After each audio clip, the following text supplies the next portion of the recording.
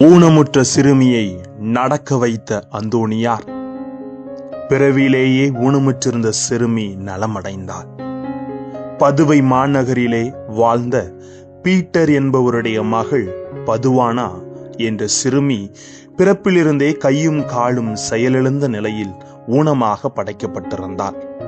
அந்தோணியாருடைய மறையுறை பிரசித்தி பெற்றிருந்ததை அறிந்திருந்ததாலும் அங்கே இங்கே அவர் புதுமைகள் புரிந்தார் என்று ஆங்காங்கே சொல்லப்பட்டதை கேள்விப்பட்டிருந்ததாலும் பதுவானாவுடைய தந்தை பீட்டர் அவளை தனது இரு கைகளிலும் ஏந்தி கொண்டு அந்தோணியாரிடம் வந்தார்.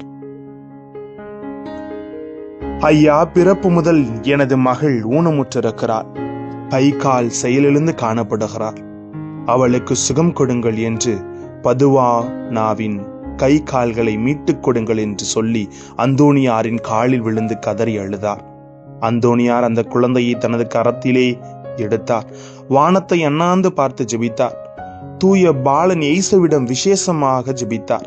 தன் கரத்திலே ஏந்திய குழந்தையிடம் அந்தோணியார் மானசீகமாக பேசினார். அந்த குழந்தையிடம் பதுவானா, நீ எழுந்து நட என்று சொல்லி இறக்கி விடுகிறார் அந்தோணியார்.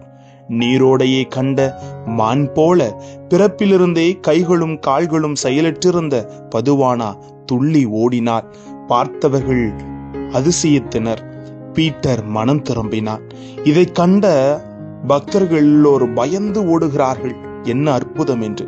பதுவை மாநகரம் அந்தோணி என்ன சொன்னாரோ அது தான் சட்டம் என்கிற அளவுக்கு சர்வ அதிகாரத்தையும் அவரிடம் ஒப்படைத்தது. முடிசூடா மன்னராக வலம் வந்தார் கோடி அற்புதர் அந்தோணியார். அவரிடத்திலே ஒப்பு கொடுப்போம். இறைவனின் அருளை நாடுவோம்.